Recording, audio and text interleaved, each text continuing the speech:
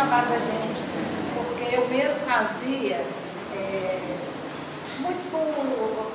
procurando ter prazer em fazer esse trabalho, melhorar, mas sem muita noção de como fazer o curso disso, não preocupava. Olhava para o trabalho, mais ou menos que a gente tinha gasto, e punha o preço. E teve época que eu trabalhei muito.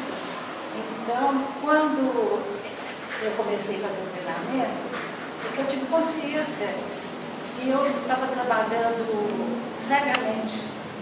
Aí que eu tive conhecimento, apesar de que os números, né, igual a Alice falou, mas a gente